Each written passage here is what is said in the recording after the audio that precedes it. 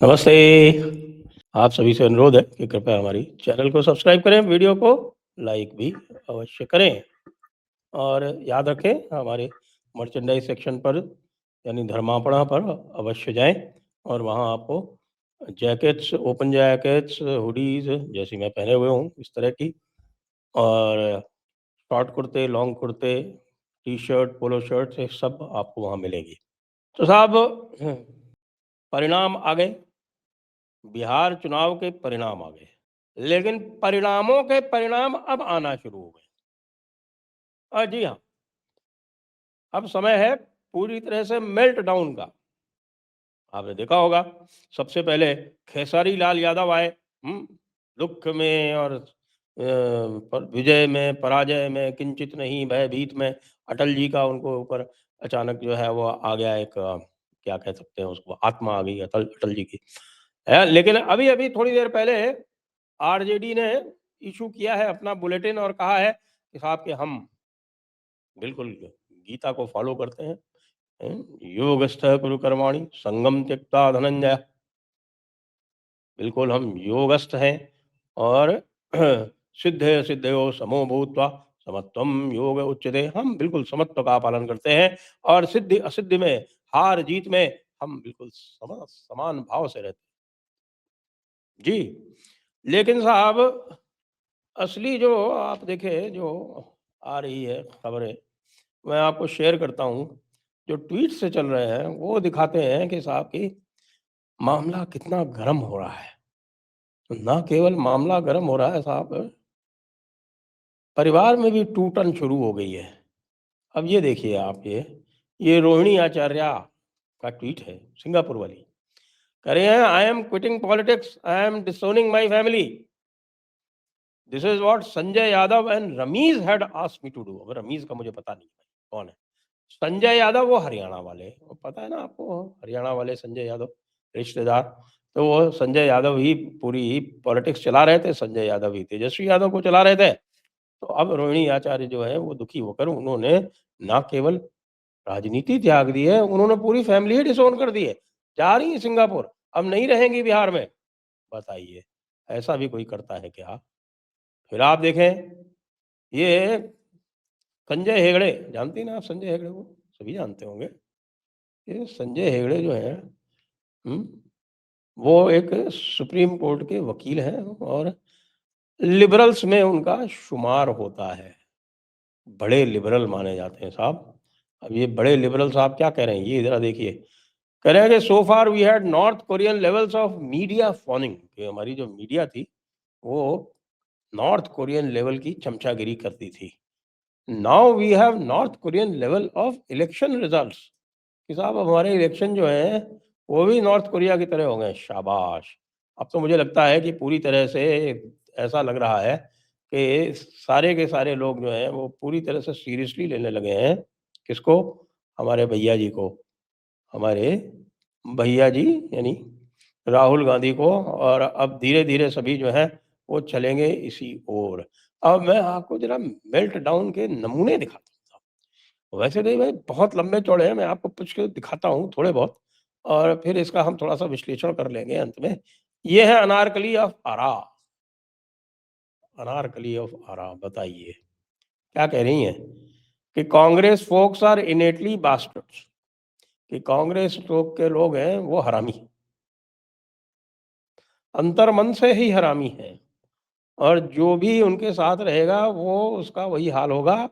और जाके इन हरामियों की टाइमलाइन देखिए, ये जो है वो ऑलरेडी एक्सेप्टिंग डिफीट। मतलब ये उस समय की बात है जब रिजल्ट्स आने में करीब 3 घंटे हो गए थे और ऐसा लग रहा था कि भाई हार अब निश्चित हो गई है। तो उस समय भाई उन्होंने डिफीट एक्सेप्ट करनी शुरू कर दी कुछ लोगों ने। हालाँकि राहुल गांधी ने नहीं की, हालाँकि जयराम रमेश ने नहीं की, पवन खेड़ा ने नहीं की, वो सारे के सारे ज्ञानेश कुमार का नाम ले रहे हैं और इसमें आप देखेंगे कि ज्ञानेश कुमार बार-बार आएँगे।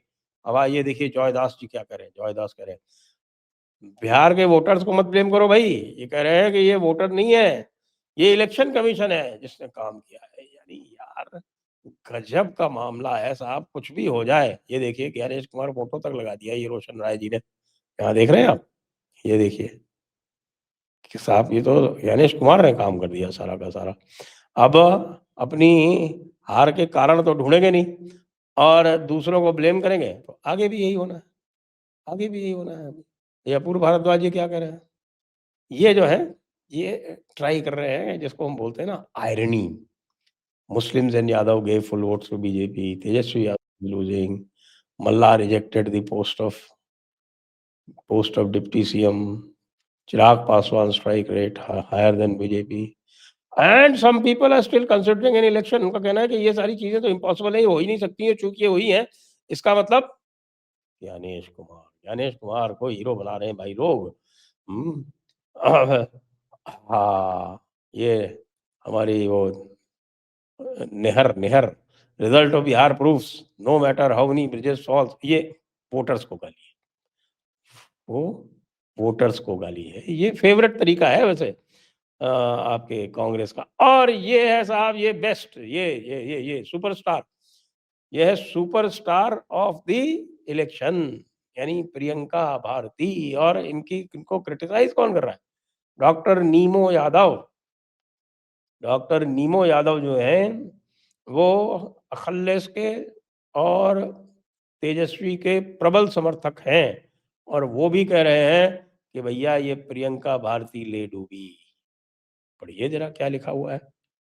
कि ये लो लेवल ट्रॉल से भी नीची थी, इसने सबसे ज्यादा डैमेज किया आरजेडी को, और आरजेडी को अपने स्पोक्स पर्सन चेंज करने चाहिए। कंचना यादव का नाम नहीं लिया इन्होंने, पता नहीं क्यों। मॉन्स्ट्रस मेल्टडाउन देखिए। हाँ, अब इसको तो मैं क्या कहूँ, वही बात, ब्रेज, चोरी, करप्शन, छपरी गर्ल। उनका कहना है कि भाई ये सब चीजें जो है वो चलती रहेंगी, इसमें कुछ नहीं हो सकता। Yadav Tejashwi next time please fight alone, Congress will disappoint India again. छोड़ दो कांग्रेस को। अब पूरी पूरी तरह से आवाजें आ रही हैं कि भैया ये देख लो, ये ज्ञानेश कुमार के ऑनर में है। अखिलेश यादव जी भी आ गए साहब, वो कह रहे हैं कि साहब कि जो एसआईआर ने गेम खेला है वो हम यूपी, तमिलनाडु, बंगाल में नहीं होने देंगे। तो भाई क्या करोगे, क्या करोगे? पीडीए सेंटिनल लगाएंगे, लगा लो ना पीडीए सेंटिनल। उत्तर प्रदेश में तो वैसे भी कोई खास प्रॉब्लम है नहीं, केवल 19.2% लोग जो हैं वो अधिक हैं पॉपुलेशन ग्रोथ से, वो तो नॉर्मल जो डेथ होता है उसमें हो जाएंगे। तो यूपी में तुमको क्या दिक्कत है? और यूपी में वैसे भी बाबा का मामला है, तो बाबा के मामले में कोई चांस लेता नहीं है। इनके लिए डेमोक्रेसी अब मर चुकी है, कह रहे हैं साहब मर चुकी है डेमोक्रेसी, अब मर चुकी है, अब कुछ नहीं हो सकता, खत्म, सब कुछ खत्म। ये लोग 10,000 में लोकतंत्र बिकता है। इधर देखिए, अमित शाह चाणक्य है, नीतीश कुमार, लेकिन नहीं ज्ञानेश कुमार। ये देखिए साहब, ये हेलुसिनेशन है। और ये क्या कह रहे हैं, इन्होंने अच्छी बात कही कि कांग्रेस में have lost Bihar but they are getting views and likes on YouTube and Instagram, है ना? वैसे भी वही यूट्यूब पे तो और इंस्टाग्राम पे तो जीतते ही रहते हैं। अब ये भी बताया है हमारे के संजय शर्मा जी क्या चला रहे हैं पता है आपको? 4 PM पे संजय शर्मा जी इस समय ये चला रहे हैं कि भाई लाखों वोट जो हैं काउंटिंग में ज़्यादा पाए गए, इसलिए पूरा का पूरा चुनाव निरस्त हो रहा है, और काउंटिंग दोबारा होगी, और काउंटिंग दोबारा होके सरकार बनेगी तेजस्वी की। ये मतलब आप देख सकते हैं कि इनकी कल्पनाशीलता कहाँ तक जाती है। ये देखिए, कह रहे हैं कि वोट चोरी के बाद भी उम्मीद पालने वाले को चूतिए बोलते हैं भाई साहब। 8:33 पे भी इन्होंने कह दिया था, भविष्यवाणी कर दी थी कि ये हारेंगे, इनको पता था ये हारेंगे। ये एक्टिविस्ट हैं, संदीप एक्टिविस्ट है, इनका भी बड़ा मजाक चल रहा है, कॉमिकल मेल्टडाउन है। ये देख लें आप, ये थ्रेड देखना चाहें तो ये है ईयर ऑफ द क्रैकन, ये हैंडल का नाम है। इस पर जाके आप ये मेल्टडाउन का पूरा देख सकते हैं। ये छोटे-छोटे और हैं, लेकिन जो इसमें भाई साहब जो जिसको कहते हैं ना cakewalk, something that steals a cakewalk over everyone in. Vote चोरी इश्यू जरूर है, लेकिन जो रेगुलर डोज ऑफ इस्लामोफोबिया है, ये सब उसकी वजह से हुआ है। ये इस्लामोफोबिया ने इस देश को पूरी तरह से कम्युनल बना दिया है। अरे इस कम्युनल माहौल की वजह से हारे हैं। ये मेल्ट डाउन मदरसा बोलते हैं इसको। ये हाँ, ये बहुत है कि ये साला आदित्य ओझा जो है, वो कह रहे हैं कि फैज़ साहब को गाली देके फैज़ अहमद फैज़ को कह रहे हैं हम कब तक देखेंगे?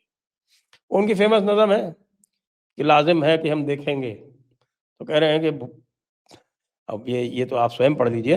गाली देके कह रहे हैं फैज़ हम कब तक देखेंगे? फैज़ की बेचारे की ऐसी-तैसी हो गई। क्या करें फैज़ का?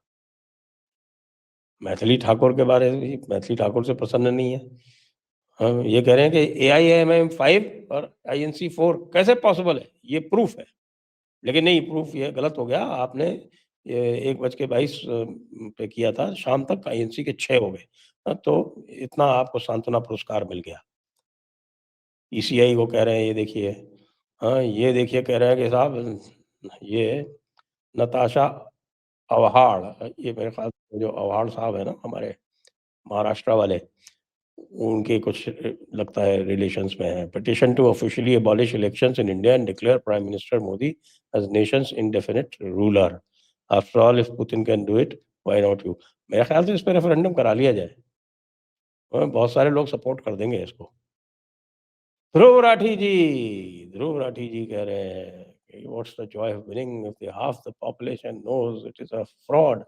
मतलब कहने का इनका ये है कि अ, कुछ 100 लोग या हज़ार लोग जो कांग्रेस के और आरजेडी के जो यूट्यूब पे हैं और जो सोशल मीडिया पर हैं, उनको ये फ्रॉड लगता है।